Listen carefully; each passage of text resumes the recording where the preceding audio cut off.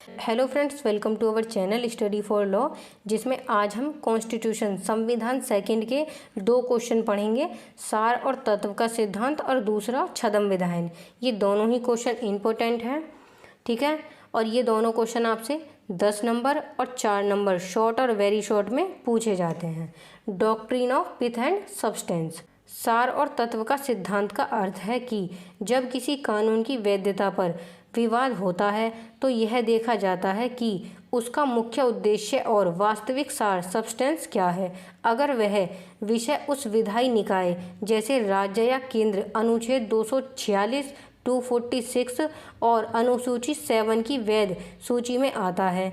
जब कोई विषय राज्य और केंद्र की जो सूचियां हैं, जो आर्टिकल 246 और अनुसूची 7 में बताई गई हैं, उसके अंदर कोई विषय आता है तो वह कानून वैध माना जाएगा, भले ही वह किसी अन्य सूची को आंशिक रूप से ऊपरा ऊपरी रूप से प्रभावित करता हो। फिर है सार और तत्व के सिद्धांत का उद्देश्य। इस सिद्धांत का उद्देश्य यह सुनिश्चित करना है कि केवल मामूली टकराव के आधार पर किसी कानून को असंवैधानिक न ठहराया जाए जब तक कि उसका असली मकसद विधायी अधिकार क्षेत्र के अंतर्गत आता हो। इसके बाद इसका एक केस है बॉम्बे राज्य बनाम FN बलसारा, 1951 का एक केस है। इस मामले में बॉम्बे प्रतिबंध अधिनियम 1949 के तहत शराब की बिक्री, सेवन, कब्जा और आयात पर प्रतिबंध लगाया गया। FN बलसारा ने इस कानून को चुनौती दी। जो बॉम्बे राज्य था उसने शराब की बिक्री, सेवन और आयात पर प्रतिबंध लगा दिया था, और जो FN बलसारा हैं इन्होंने इस विधि को, इस कानून को चुनौती दी कि यह यूनियन लिस्ट के आयात निर्यात विषय में हस्तक्षेप करता है। ये जो कानून है ये यूनियन लिस्ट के तहत आता है, शराब को लाना और ले जाना, और इसमें जो बॉम्बे राज्य है वो हस्तक्षेप करता है और इसलिए यह राज्य की शक्ति से बाहर है, ऐसा कहा था FN बलसारा ने। फिर सर्वोच्च न्यायालय ने कहा कि कानून का मुख्य उद्देश्य शराब पर प्रतिबंध लगाना था, जो राज्य सूची का विषय है। जो बॉम्बे राज्य ने शराब पर प्रतिबंध लगाया था वो राज्य सूची के अंतर्गत आता था। हालांकि यह कानून आयात निर्यात पर थोड़ा प्रभाव डालता है। ये जो कानून है शराब पर प्रतिबंध लगाना, ये आयात निर्यात पर थोड़ा बहुत प्रभाव डालता है, लेकिन यह मामूली प्रभाव है, और ये जो प्रभाव है वो मामूली प्रभाव है। इसलिए doctrine of pith and substance लागू हुआ। ये जो सिद्धांत है सार और तत्व का, ये लागू किया गया और कानून को वैध माना जाएगा। फिर इसके बाद नेक्स्ट केस है प्रफुल्ल कुमार मुखर्जी बनाम bank of commerce, AIR, all India reporter, 1947 का एक केस है। बंगाल सरकार ने एक कानून बनाया था, बंगाल मनी लेंडर्स एक्ट, जिससे बैंकिंग कारोबार को कुछ नियमों के तहत नियंत्रित किया गया था। बैंक ऑफ कॉमर्स ने कहा कि बैंकिंग तो यूनियन लिस्ट का विषय है और राज्य इसमें हस्तक्षेप नहीं कर सकती। प्रीवी काउंसिल ने कहा कि कानून का मुख्य उद्देश्य है मनी लेंडिंग करना, जो उस समय राज्य सूची के अंतर्गत था, भले ही बैंकिंग थोड़ा प्रभावित हो रहा हो। इसलिए सार और तत्व का सिद्धांत के अनुसार यह कानून वैध था। ये केस भी संघ सूची और राज्य सूची से रिलेटेड था। जब किसी कानून की वैधता पर संदेह होता है तो वो केस जाता है कोर्ट में, और कोर्ट डिसाइड करता है कि किसको कितनी पावर थी कानून बनाने की, ठीक है। इसके बाद है इसका निष्कर्ष। सार और तत्व का सिद्धांत भारतीय संविधान की संघीय व्यवस्था को प्रभावी ढंग से कार्य करने में मदद करती है। यह सिद्धांत यह सुनिश्चित करता है कि मुख्य उद्देश्य पर ध्यान केंद्रित किया जाए, न कि मामूली हस्तक्षेप पर। इस सिद्धांत की सहायता से न्यायपालिका यह तय करती है कि कौन सा कानून वैध है।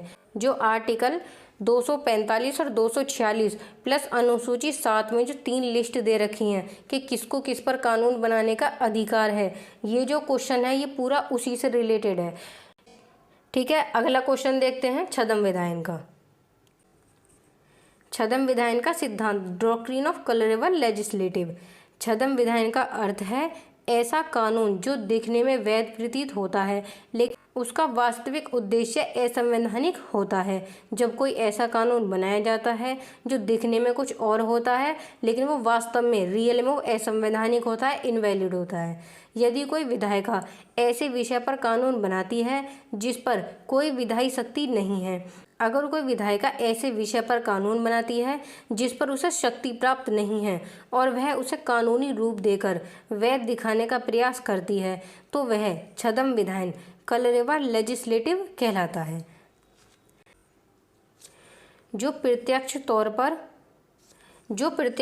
पर नहीं किया जा सकता उसे अप्रत्यक्ष रूप से भी नहीं किया जा सकता। ये जो डॉक्ट्रिन है कलरवेल लेजिस्लेटिव छद्म विधायन, इसका अर्थ है कि जिस कार्य को आप प्रत्यक्ष रूप से मतलब डायरेक्ट नहीं कर सकते उसको आप इनडायरेक्ट भी नहीं कर सकते। अगर आपको किसी विषय पर कानून बनाने की शक्ति नहीं है, डायरेक्ट शक्ति नहीं है, तो आप उस पर इनडायरेक्ट तरीके से भी विधि नहीं बना सकते।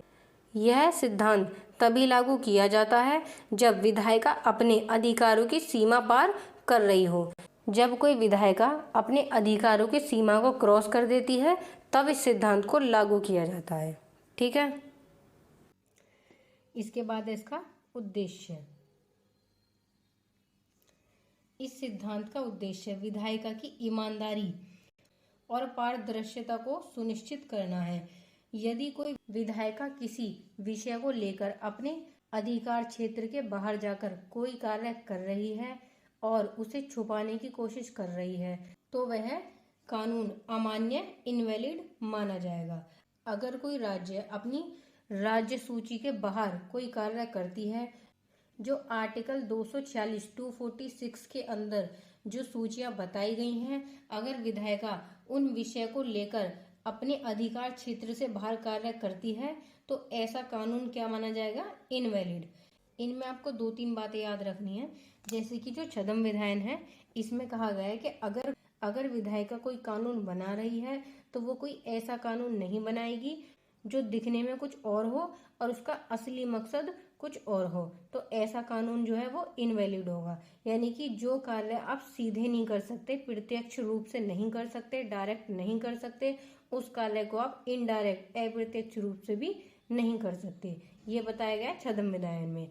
और जो सार और तत्व का सिद्धांत है उसमें कहा गया है अगर कोई भी विधायिका आर्टिकल 246 246 के अंतर्गत जो सूचियां दी हुई हैं उनमें कोई कानून बनाती है, कोई भी कानून जो अन्य सूचियों के विषय पर ऊपरा ऊपरी कोई प्रभाव डालती है तो उसको अनदेखा किया जा सकता है। ठीक है, बस इतनी बात याद रखनी है। फिर इसमें आगे देखते हैं।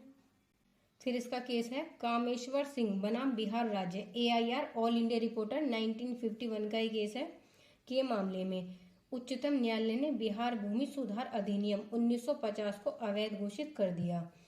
इस अधिनियम के तहत जमींदारों की भूमि अधिग्रहित की गई थी और उन्हें प्रतिकर देने की व्यवस्था थी, लेकिन न्यायालय ने पाया कि प्रतिकर की व्यवस्था केवल दिखावे के लिए की गई थी और जमींदारों को वास्तव में कोई प्रतिकर नहीं मिला था। बिहार राज्य ने एक अधिनियम पारित किया था, भूमि सुधार अधिनियम 1950, जिसमें कहा गया था कि वो जमींदारों की जमीन को लेंगे और उनको कुछ प्रतिकर देंगे। उस जमीन के बदले में उनको कंपनसेशन दिया जाएगा, लेकिन उन्होंने कंपनसेशन नहीं दिया, इसलिए उच्चतम न्यायालय ने इस केस को अवैध घोषित कर दिया। न्यायालय ने माना कि यह छद्म विधायन का मामला है जिसमें विधायिका ने अपनी शक्तियों का दुरुपयोग किया है और न्यायालय ने इसे अवैध ठहराया। यानी कि उन्होंने दिखाया कुछ और था कि वो प्रतिकर देंगे लेकिन उन्हें प्रतिकर नहीं दिया, तो इसलिए क्या कर दिया, इसे अवैध घोषित कर दिया। फिर इसका दूसरा केस है S जोशी बनाम Ajit mills limited, AIR all India reporter 1977 का एक केस है। इस मामले में न्यायाधीश ने श्री कृष्णा अय्यर ने छद्म विधायन की अवधारणा को समझाया है। छद्म विधायन तब होता है जब कोई विधायिका ऐसा कानून बनाती है जो दिखने में सही लगता है लेकिन वास्तव में उसका उद्देश्य कुछ और होता है। इसमें विधायिका किसी विषय पर कानून बनाने की शक्ति नहीं होने के बावजूद अप्रत्यक्ष रूप से उस पर कानून बनाने की कोशिश करती है। न्यायालय कानून की वास्तविक प्रकृति और स्वरूप की जांच करेगा। यह तय करेगा कि क्या विधायिका ने अपनी शक्तियों का दुरुपयोग किया है। छद्मता में दुर्भावना का तत्व नहीं होता, बल्कि यह विधायिका की असक्षमता या शक्तियों के दुरुपयोग को दर्शाता है। ठीक है,